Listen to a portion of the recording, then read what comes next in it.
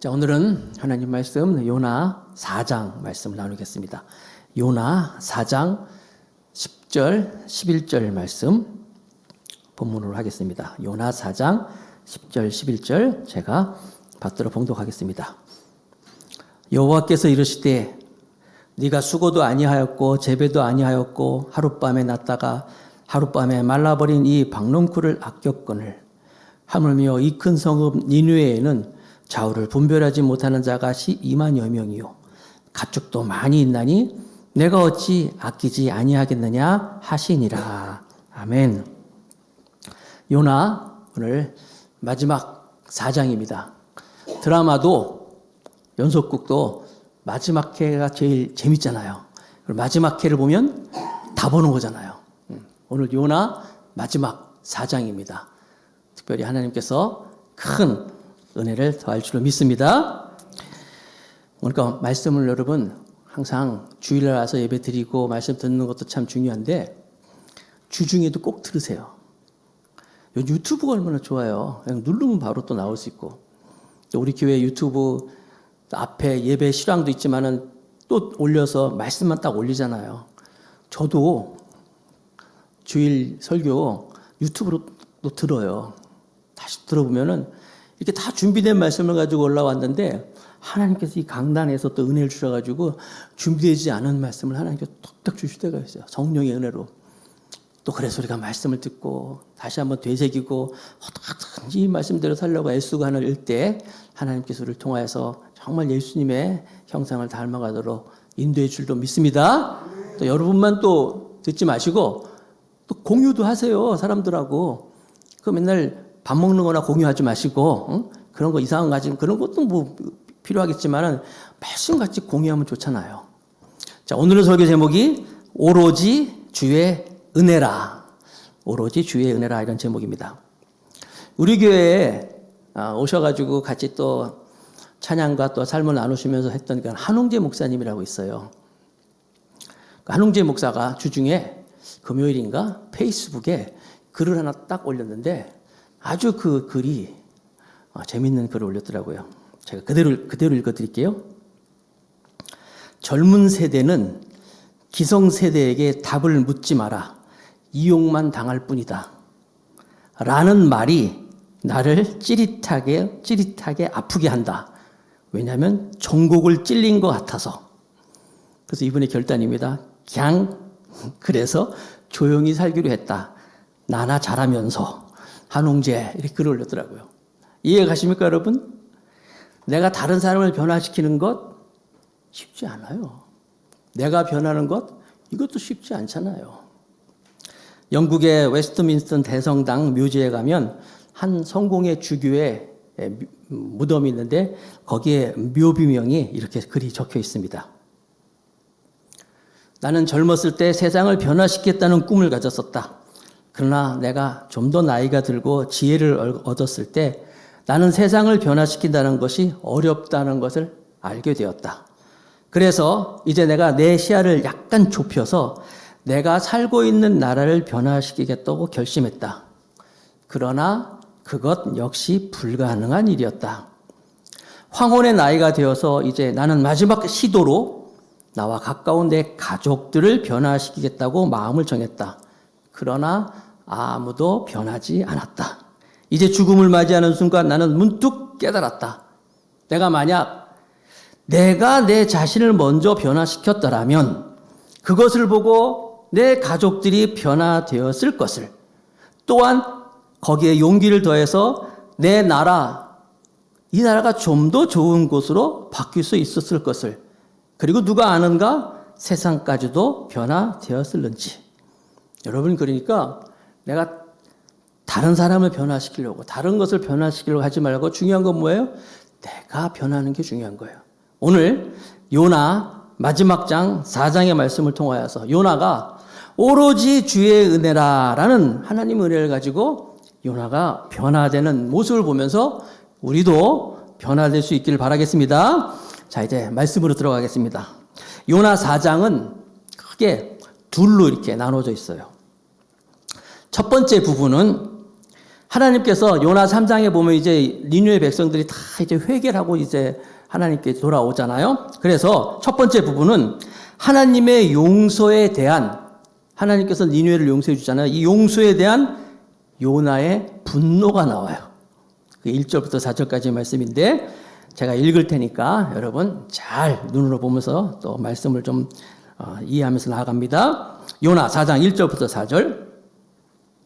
요나가 매우 싫어하고 성내며 여호와께 기도하여 이르되 여호와여 내가 고국에 있을 때 이러하겠다고 말씀하지 아니하였나이까?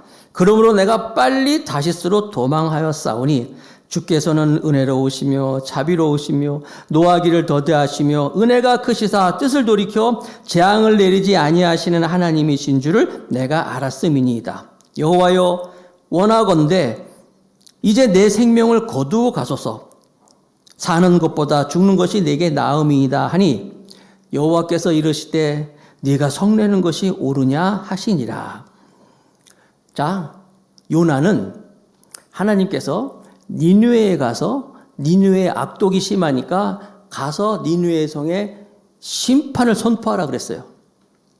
그런데 요나는 사실은 니느웨가 싫었어요.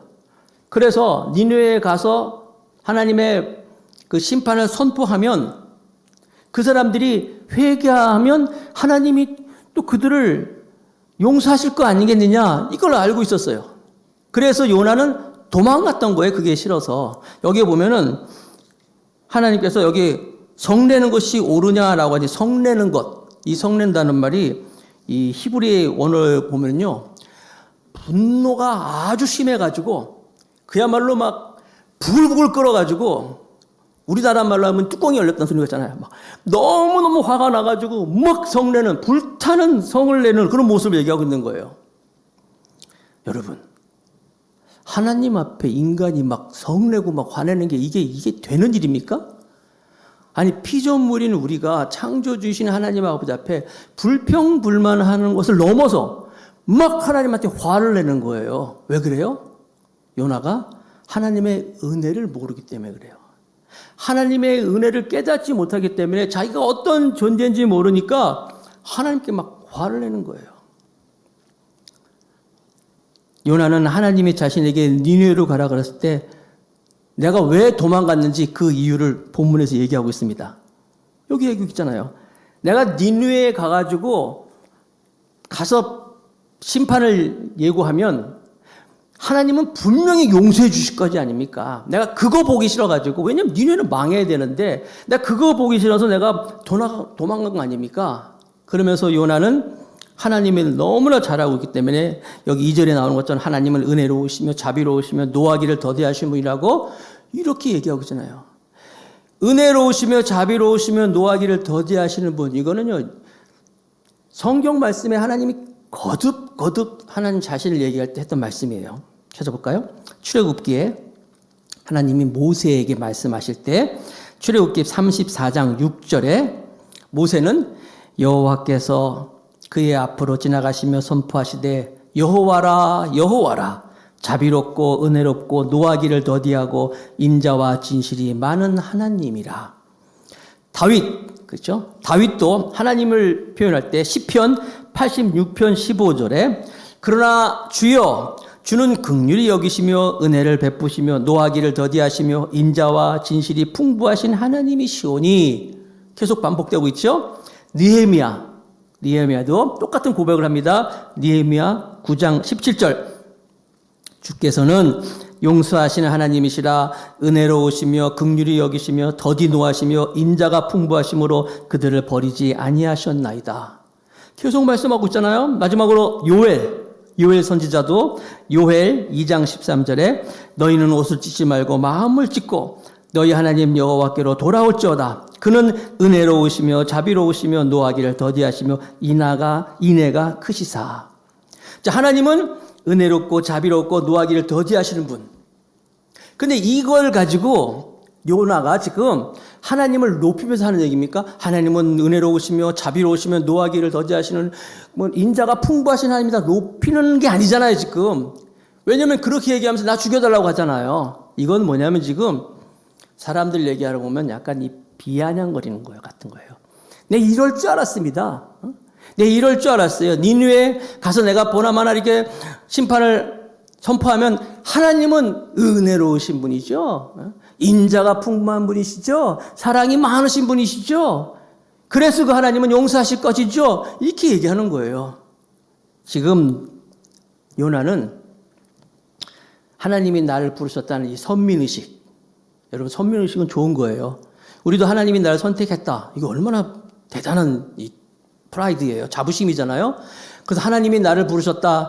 하나님이 나를 선택하셨다. 이것은요, 정말 우리가 어떤 어려움이 있더라도 어려움 속에서 내가 이길 수 있는 힘이 될 수 있는 거예요.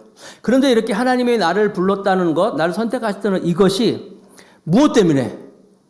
뭐 때문에 그랬습니까? 내가 잘나서? 아니면 내가 하나님이 나를 선택했기 때문에 나는 선택받은 존재이기 때문에 다른 사람 무시하라고? 그게 아니잖아요. 다른 사람 무시하고 나만 하나님이 선택받았다 이러려고 부른 게 아니란 말이에요. 하나님이 창세기 12장에 보면 아브라함을 부르십니다. 아브라함을 부를 때 하나님이 아브라함을 부르면서 뭐라고 말씀하셨어요? 너는 복의 근원이 될 것이다. 그리고 네가 다른 사람의 축복의 통로가 된다 그랬어요. 너로 인하여서. 즉 무슨 말이냐면은 아브라함이 하나님을 믿잖아요. 하나님을 믿음으로 말미암아 하나님이 선택받단 말이에요. 그리고 하나님께 너에게 복 주신다는 거예요. 이것처럼 믿음으로 하나님께 나아가면 나는 믿네. 아까 찬양했잖아요. 우리 나는 믿네. 우리가 하나님을 믿으면 우리도 아브라함처럼 하나님의 복을 받고 또 이렇게 하나님을 믿는 사람들이 하나님의 복을 받는다는 이 하나님의 복의 축복의 모델, 통로가 되는 거예요. 그러려고 불러줬지. 하나님이 복 주시고 선택하셨기 때문에 너만 잘났고 다른 사람 무시하라고 선택한 게 아니란 거예요. 이스라엘이 그렇게 만들어진 국가예요. 그래서 이스라엘을 내가 제사장 국가로 삼으리라 라고 말씀하셨잖아요. 출애굽기 19장 5절 6절. 세계가 다 내게 속하였느니 너희가 내 말을 잘 듣고 내 언약을 지키면 너희는 모든 민족 중에 내 소유가 되겠고 너희가 내게 대하여 제사장 나라가 되며. 이스라엘을 그렇게 선택하셨잖아요. 제사장 나라로. 제사장이 어떤 존재입니까? 하나님이 계시고 인간, 타락한 인간이 있고 가운데 서서 제사장은 정말 인간의 모든 죄들을 다 가지고 가서 하나님께 다 드리고 또 하나님께서 용서하심을 받는 걸 가지고 또 전하는 이게 제사장 아닙니까? 바로 그런 제사장 같은 역할을 해야 되는데 제사장이 그런 것인데 요나는 지금 선민의식, 잘못된 선민의식, 잘못된 그런 하나님이 나를 부르셨다는 이런 잘못된 고집과 아집에 빠져 있는 거예요. 그래서 요나는 생각하길래 나는 하나님이 불러주셨기 때문에 니느웨 성 저 악독한 사람들은 다 멸망해야 돼. 은혜를 받을 자격이 없어라고 이미 그는 단정을 해버린 거예요. 은혜가 뭐예요? 은혜라고 하는 것은 받을 수 없는 사람이 받는 게 은혜예요. 자격 없는 사람이 받는 게 바로 은혜인데 요나는 생각하기에 니느웨는 은혜 받을 자격이 없어라고 단정해버린 거예요. 누가복음 15장에 보면은 돌아온 탕자 이야기가 나옵니다. 아버지의 재산을 가지고 나가가지고 타향에 가가지고 다 허랑방탕하게 쓰고 이제 나중에 돌아온 탕자가 있습니다. 그런데 돌아온 탕자가 있는가 하면은 집 안에서는 큰 형이 그 돌아온 탕자를 받아주는 아버지를 향하여서 막 성질 부리면서 화내는 집 안에 있는 탕자가 있었어요. 그러니까 누가복음 15장에 돌아온 탕자가 있고 집 안에 있는 탕자가 있어요. 요나는 지금 그걸 다 갖고 있는 거예요. 요나 1장, 2장은 돌아온 탕자예요. 도망갔다가 다시 돌아오는 탕자.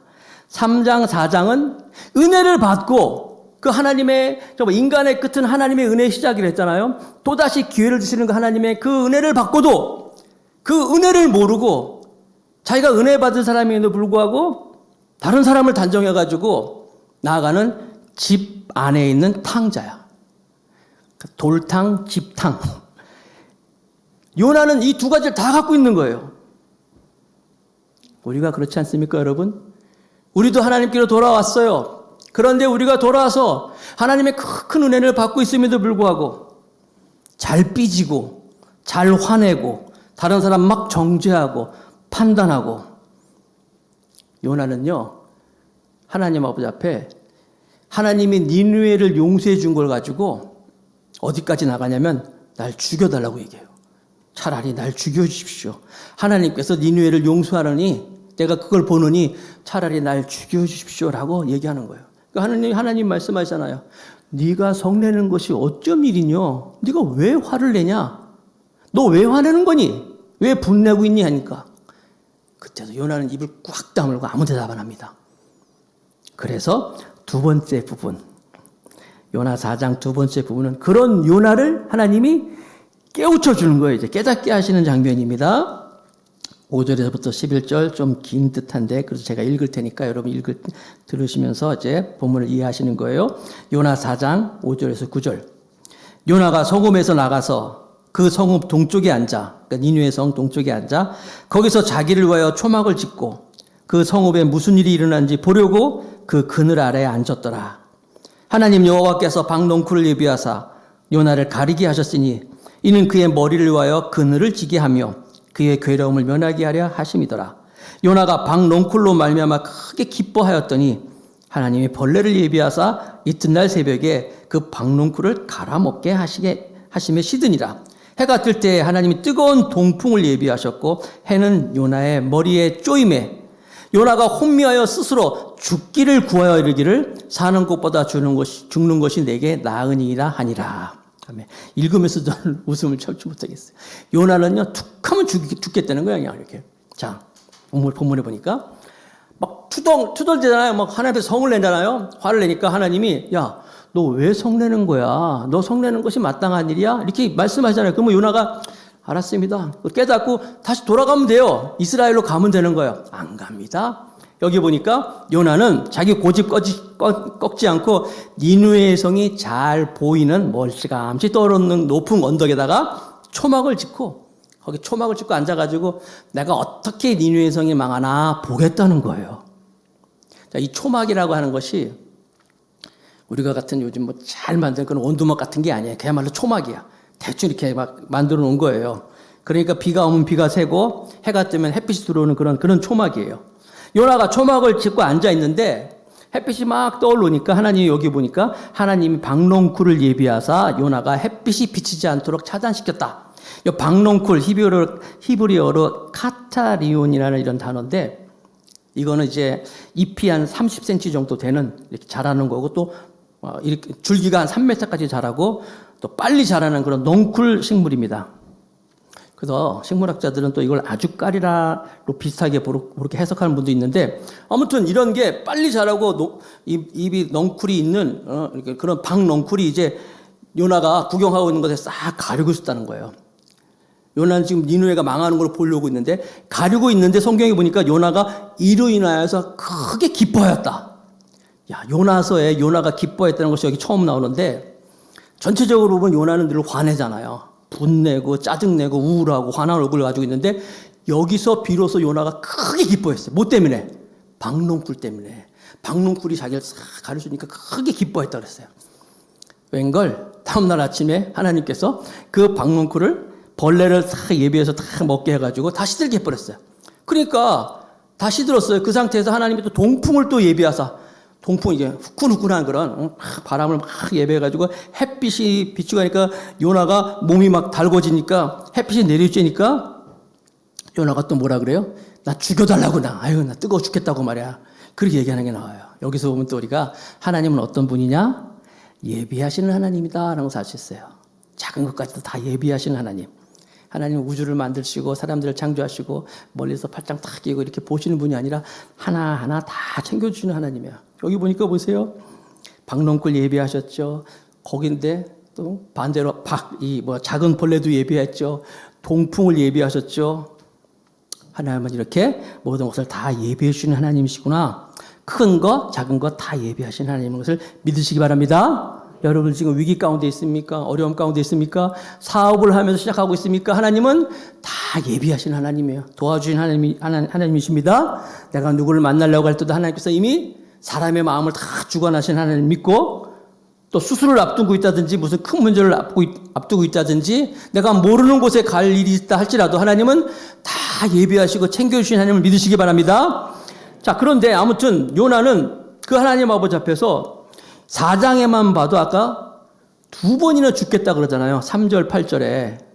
4장 3절에는 그 니느웨 사람들을 살려준 거에 대해서 차라리 그냥 날 사는 것이 죽는 것보다 낫다고 얘기하고, 또 이렇게 초막에 있다가 박농쿨이 또 없어지니까, 뜨거워지니까 또 그냥 사는 것이 죽는 것보다 낫다고 얘기하잖아요. 좀 문제가 있죠? 그렇죠? 좀 이분은 뭐라 그럴까요? 심각한 감정 조절 장애자 같아요. 여러분, 그래서 우리가 무슨 일을 만나든지 항상 우리 입술을 조심해야 돼요. 입술을 조심해요. 잠언 18장 21절 같이 읽어봅시다. 시작. 죽고 사는 것이 혀의 힘에 달렸나니 혀를 쓰기 좋아하는 자는 혀의 열매를 먹느니라. 내가 한 여 열매를 내가 만든다고. 제가 설교하면서 몇 번 말씀드렸죠. 이스라엘 백성들이 가나안에 출애굽을 해가지고 광야를 가면서 그냥 죽는 게 낫다고 말이야. 죽는 게 낫다고 말이야. 우리가 차라리 애굽에서 죽게 만들죠. 여기서 죽게 하는 했더니 하나님이 그것을 들으시고 그들이 말한 대로 다 멸망시키잖아요. 다 죽잖아요. 광야에서. 항상 그러니까 혀를 쓰기 좋아하는 자는 혀의 열매를 먹는다.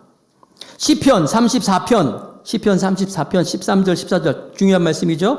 시편 34편 13절 14절 같이 읽겠습니다. 시작. 내 혀를 악에서 금하며 내 입술을 거짓말에서 금할지어다.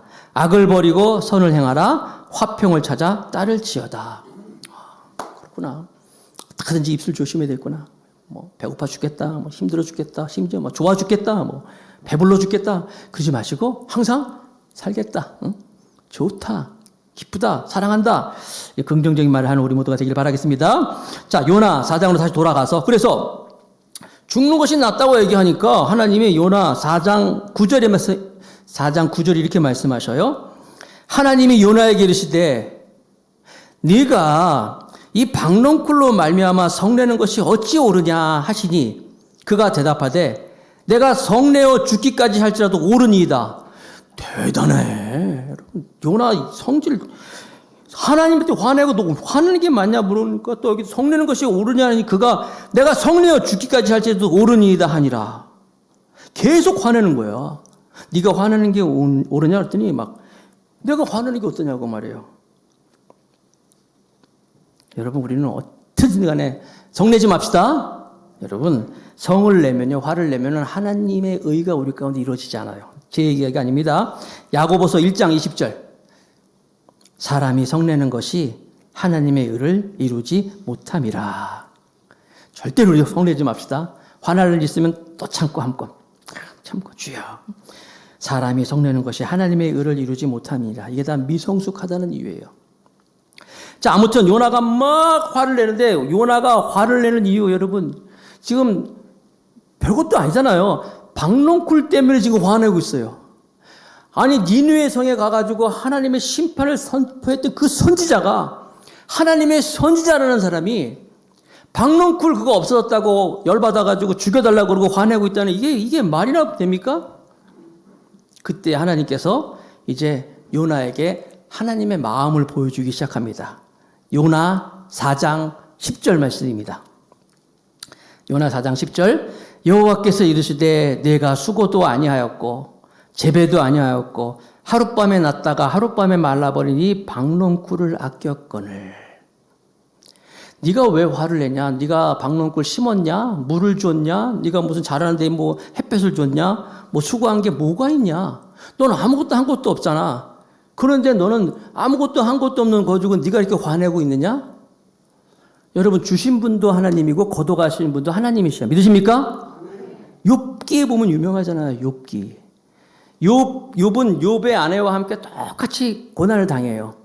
하루아침에 그 가축들이 다 죽잖아요. 그렇죠? 양, 소, 나귀, 그 많은 재산이 한 번에 다 사라지는 거예요. 우리로 치면은 우리 재산이 가지고 있는 소유가 한 번에 다 없어지는 거예요. 완전히 나락까지 떨어지는 거예요. 그리고 집이 무너져서 아들, 딸도 죽습니다. 그때 욥은 주시는 분도 하나님이시고 거두시는 분도 하나님이십니다 라고 하면서 절대로 입술로 범죄하지 않습니다.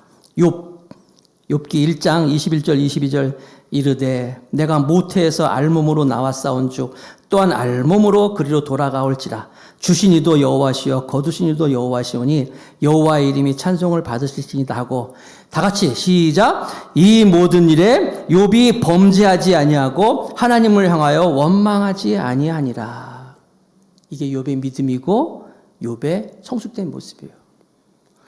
사랑하는 성도 여러분, 절대로 우리가 지금 아무런 일이 없기 때문에 아멘 그렇게 하겠지만, 막상 이런 일이 딱 닥치면요, 다 그래요. 다 분노하고 원망하고 남 탓하고 또 하나님께 나아가서 하나님이 계신 거예요. 이게 우리의 모습이에요. 여러분, 우리는 다시 한번 이런 말씀을 보면서 절대로 우리는 주신 이도 하나님이시고 거둬가시는 하나님이십니다 하면서 입술로 번제치 않는 우리 모두가 되길 바라겠습니다. 그런데 욥의 아내는 어떡합니까? 사람들 여러분, 지금 우리에 있는 모습, 믿음, 이게 다가 아니에요.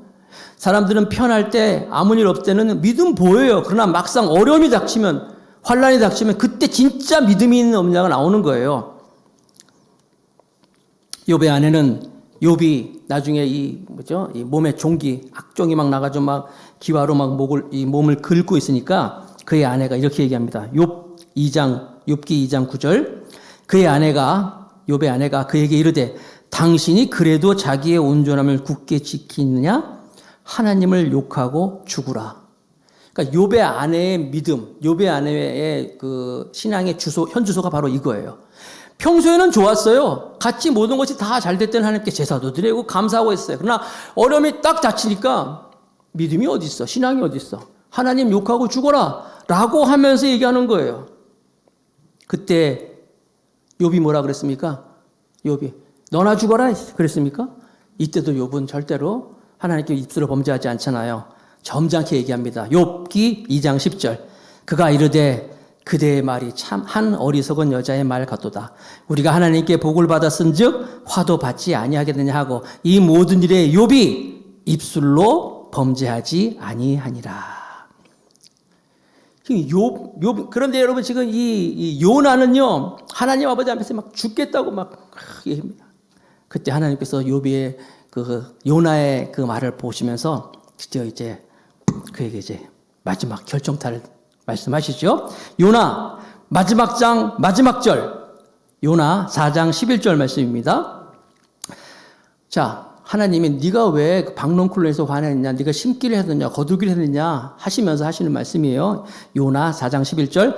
하물며 이 큰 성읍 니느웨에는 좌우를 분별하지 못하는 자가 12만여 명이요 가축도 많이 있나니 내가 어찌 아끼지 아니하겠느냐 하시니라. 무슨 얘기입니까? 야, 넌 심지도 않고 거두지도 않은 이 박농쿨 하나 가지고 네가 이렇게 성내면서 막 그러는데, 막 화내고 이러는데, 네가 그렇게 박농쿨 하나 아끼고 있는데, 하물며 지금 저 니느웨 성에는 좌우를 분별하지 못하는 자가 12만 명이야. 여기서 12만 명, 좌우를 분별하지 못하는 자는 어린아이가 얘기하는 게 아니라 하나님을 알지 못하는 자, 하나님 말씀을 듣지 못하는 자, 어린아이와 같은 신앙을 갖고 있는 이방인들, 그 사람이 12만 명이라는 숫자를 얘기합니다. 12만 명은 굉장히 많은 거예요. 왜냐하면 요나가 살고 있던 이 사마리아 성에서는 3만 명, 인구가 3만 명인데 3, 4, 12, 4배나 되는 엄청난 큰 니느웨 성이 있다는 거예요. 굉장히 많은 숫자를 하나님께서 말씀하십니다. 12만 명이나 있어. 거기 가축도 많이 있어. 무슨 얘기합니까? 그런데 너는 여기 있는 박농쿨 하나 가지고 그렇게 힘들어하고 어렵다고 죽겠다고 아까워하는데 거기 그렇게 많은 사람들이 있는데 네가 그런 좁쌀 같은 마음 하나 가진 거랑 그 12만 명이라는 엄청난 많은 사람들의 심령을 아끼하는 내 마음을 넌 왜 모르는 거야? 하면서 말씀하시는 거예요. 요나의 그 마음과 하나님의 마음을 비교해 주는 거예요. 그러면서 요나야, 제발 좀 내 마음을 좀 너도 좀 알아라. 거기 그렇게 많은 사람들이 있는데, 가축도 많이 있는데 그들을 아끼는 내 마음을 좀 알아다오 하면서 요나에게 하나님의 마음을 가지라고, 마음을 좀 알으라고 크게 함성을 지르면서 요나 4장 11절 말씀으로 요나가 끝나요. 자, 여러분. 자, 그러면 오늘 말씀을 가지고 우리 한번 적용하면서 메시지를 찾아봅시다. 하나님이 왜 요나 4장의 말씀을 주셨을까? 3장을 끝났으면 딱 좋았는데 3장까지 끝나면 얼마나 좋아요. 요나가 어려움 당하고 고통 당하고 물고기 뱃속까지 들어가가지고 회개하고 돌아와가지고 다시 사명자로 서가지고 복음을 전하했더니, 그러니까 말씀을 전하했더니 사람들이 전부 회개하고 돌아왔더라. 얼마나 좋은 해피엔딩이에요. 잘 마무리되는 거잖아요. 그런데 4장으로 들어가서 보니까 4장에 보니까 요나의 좁쌀 같은 마음, 요나의 본심, 요나의 그 잘못된 생각, 잘못된 선민의식 이렇게 적나라하게 다 드러나면서 보여주고 있잖아요. 왜 이런 말씀을 여기다 기록하셨을까? 이유가 뭘까요? 여기는 엄청난 메시지가 담겨져 있어요. 요나는 하나님의 은혜를 알지 못하고 뻔뻔하고 우리랑 똑같이 정말 선지자라고 했지만 좁쌀 같은 믿음을 가지고 있고, 그리고 부정적인 마음을 가지고 나아갔던 그런 요나, 잘못된 선민의 의식을 가지고 니느웨 성, 자기가 미워하는 것을 이미 단정해 놓고 다 멸망하기를 원하던 그런 사람인데, 그럼에도 불구하고 그 요나가 자신이 변화되었다는 모습, 자신이 하나님의 은혜로 정말 하나님의 사람으로 거듭된 모습을 보여주기 위해서 요나 4장의 말씀이 있는 거예요. 어떻게 한다고요?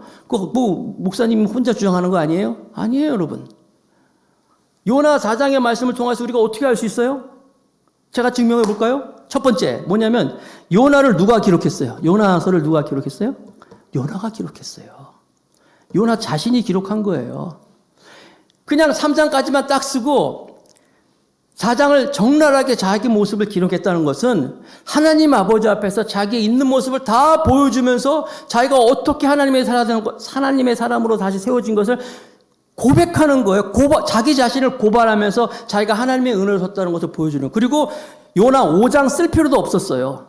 그걸로서 자기 모습을 다 보여주고 있는 거예요. 그러면서 요나가 1장서부터 쓰기 시작하죠. 다시 1장부터 다시 한번 여러분 상기해 보세요. 요나가 1장부터 딱 쓰면서 요나가 기록했잖아요. 다시 한번 요나 1장부터 쭉 살펴봅니다.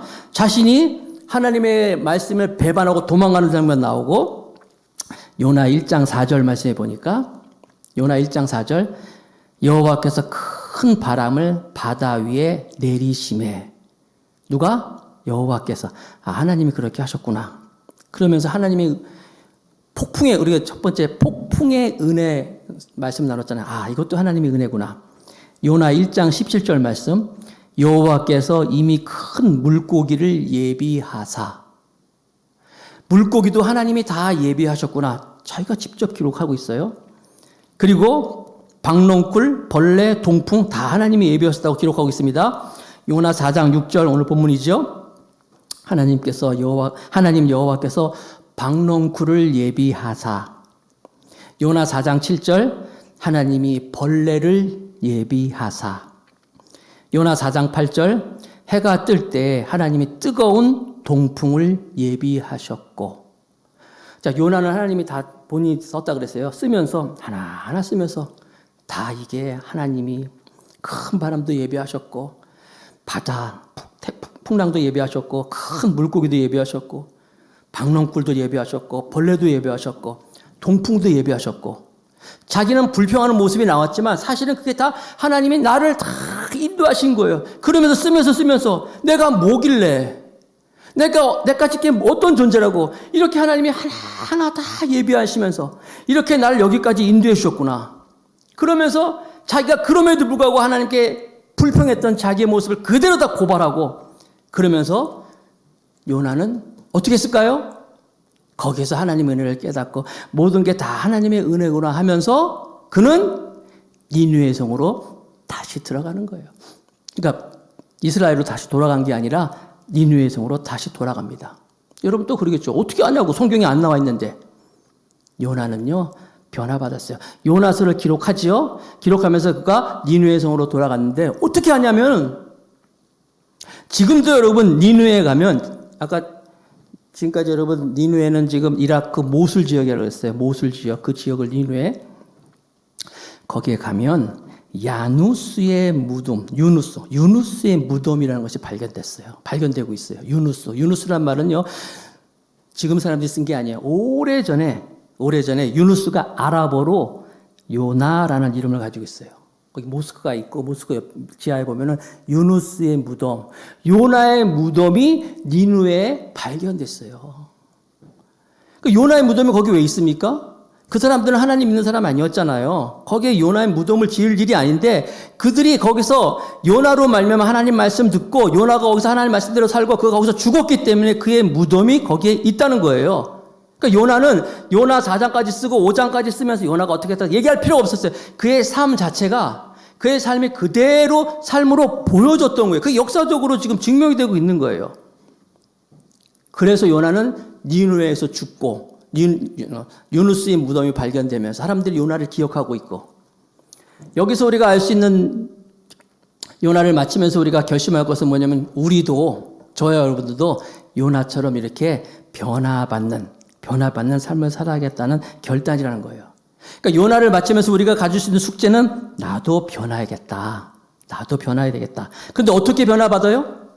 무엇 때문에? 하나님의 은혜로 말미암아서 정말 하나님의 은혜를 깨달으면서 변화받는 거예요. 요나처럼 우리도 불평불만하고 내 마음대로 막 말하고 또 요나처럼 정말 잘못된 선민의식을 가지고 다른 사람 막 무시하고 내 생각만 하고 그럴 것이 아니라 정말 진정으로 하나님께 돌아오고 또 기도할 때도 하나님 건성으로 하나님 밥 줘서 감사합니다 아멘 이게 아니라 정말 하나님께 감사하고 문제가 있을 때 어려움이 있을 때 하나님 도와주실 것이죠 이게 아니라 정말 하나님께 마음을 다 드리고 요나 박농쿨 하나 때문에 좋았다가 죽겠다 그러고 그것처럼 우리는 세상에서 아무것도 아닌 거 가지고 정말 하나님 보시기에 박농쿨처럼 아무것도 아닌 거 가지고 그것 때문에 하나님 좋았다가 또 죽겠다 그러고 그게 우리 모습 아닙니까? 그런데 요나는 변화받는 거예요. 체험하는 거예요. 하나님을 느끼고 나서 1장부터 봤잖아요. 다 하나님의 은혜다. 인도하신 거 하나하나 다 생각하면서 이게 다 하나님의 은혜였다. 그러면서 하나님에게 이런 말씀을 하셨다. 이런 것처럼 하나님의 은혜를 가지고 우리가 변화받는 우리 모두가 되길 바라겠습니다. 존 뉴턴이라는 사람 기독교 가정에서 태어났지만 신앙과 믿음에서 멀리 떠났어요. 그래서 결국 그는 뭡니까? 이 노예상을 정말 노예를 잡아다가 팔아먹는 그런 노예상이었는데 그가 대서양을 오다가 큰 풍랑을 만나가지고 거기서 존 뉴턴이 하나님께 기도하잖아요. 하나님 살려만 주세요. 나 한 번만 살려주세요. 거기서 그가 진짜 하나님께서 구해주시고 그런 하나님의 은혜를 체험하고 나서 이 존 뉴턴은 사람이 변했어요. 그래서 그가 노예상을 다 집어치우고 옛날에 잘못된 그런 삶을 다 정리하고 하나님께로 돌아와서 결국 목회자가 되시고 목사가 되잖아요. 하나님 말씀을 전하는 자가 되잖아요. 그리고 그가 지어놓은 그 시를 가지고 그의 글을 가지고 만든 노래가 전 세계 사람들 많은 사람들이 불려주고 있잖아요. 심지어 교회를 안 다니는 사람들 그 노래를 알고 부르잖아요. Amazing Grace라잖아요. 그가 하나님의 은혜를 체험하고 나서 고백한 거 아니에요? 나 같은 죄인 살리신 주 은혜 놀라와 잃었던 생명 찾았고 광명을 얻었네. 이제껏 내가 산 것은 주님의 은혜라. 또 나를 장차 본향에 인도해 주시리. 그런데 여러분 이렇게 우리가 큰 풍랑을 만나고 또 교통사고를 하고 또 무슨 암에 걸리고 뭐 이런 일을 통해서만 변화받는 게 아니에요. 우리는 일상생활 가운데서 아무것도 아닌 잔잔한 일을 통해서도 얼마든지 변화받을 수 있다는 거예요. 작은 일상 속에서도 하나님을 체험할 수 있습니다. 니콜라스라는 사람은 18살 때 어느 겨울날 그냥 나무 한 그루를 보면서 그가 하나님을 굉장히 경험을 해요. 겨울에 앙상한 나무를 보며 떨어지는 그 낙엽이 떨어지는 앙상한 가지를 바라보면서 그 나무가 이제 봄이 되면 꽃이 피고 또 가을이 되면 열매가 맺고 뭐 이런 것을 보면서 아 그렇구나. 이 볼품없는 이 나무 하나도 하나님께서 인도하시고 겨울에는 이렇게 앙상하지만 봄에 꽃이 피고 가을에 열매 맺고 여름에 풍성하고 이런 것처럼 나도 하나님께서 나를 인도해 주실 거 아니겠느냐. 내 인생도 하나님께서 이렇게 지킬 것이 아니냐는 하나님의 엄청난 은혜를 깨닫습니다. 그러면서 이 니콜라스라는 사람은 수도원에서 뭐 설거지하는 부엌 일하는 사람이었는데 그 작은 일 하나하나가 마치 하나님 아버지 앞에서 굉장히 거룩한 일을 하는 것처럼 느껴요. 순간순간 매 순간순간마다 하나님께 대화하고 하나님을 느끼고 경험하고 그렇게 살아갑니다. 결국 그가 80세의 나이에 세상을 떠난 이후에 그가 죽었을 때 그의 유품 중에 나오는 그 일기장을 가지고 로렌스의 형제라는 이름으로 책이 출간돼요. 그 로렌스 형제는 그 책이 우리나라에 이렇게 번역이 되면서 지금도 역사상 많은 기독교인들이 많이 읽고 또 읽는 하나님 임재 연습이라는 책이라는 거예요. 그러니까 여러분 일상 삶을 통하여서도 얼마든지 하나님의 경험할 수 있는 거예요. 여러분들이 부엌에서 설거지하는 것도 설거지한다고 투덜대지 마시고 설거지하는 걸 통해서도 마치 목사님들이 설교 준비하고 말씀 준비하는 그 일처럼 거룩하게 거기서 하나님을 느낄 수 있다는 거예요. 믿는 여러분 되시기 바랍니다. 순간순간 하나님을 경험할 수 있다는 거예요.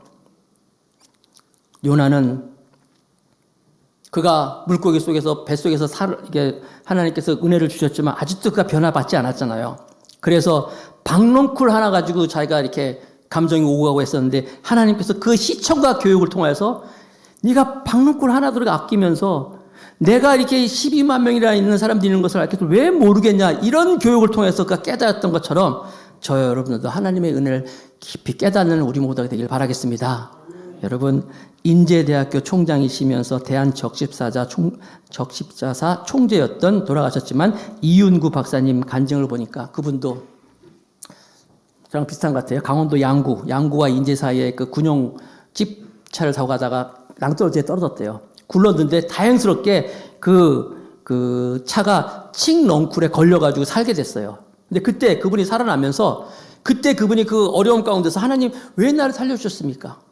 내가 어떻게 하나님께서 나를 알게 됐습니까? 하면서 그동안 뭐 썬데이 크리스찬이죠. 교회만 왔다 갔다 하던 사람이 정말 하나님의 은혜를 체험하고 나서부터 그 이후부터 얼마 안 됐잖아요. 그러니까 젊었을 나이인데 그 이후에 바로 전역하면서 이제 신학교에 가셔서 다시 하나님께 자기 삶을 드리고 그래가지고 이분이 그 이윤구 박사님 늘 평소에 뭐라고 말씀하시면 제가 읽어드릴게요.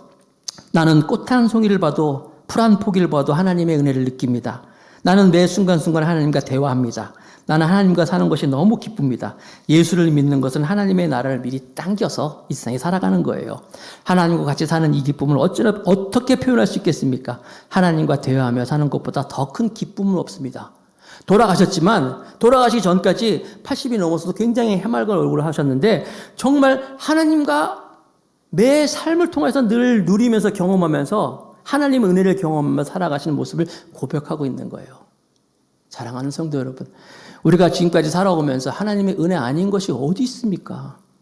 하나님의 은혜 아닌 게 어디 있어요? 다 하나님의 은혜였어요. 뭐 큰 무슨 사고가 나고 어려움이 있고 뭐 죽을 고비에서가 아니라도 평소의 삶에서 얼마나 하나님께서 큰 은혜를 주시는지 몰라요.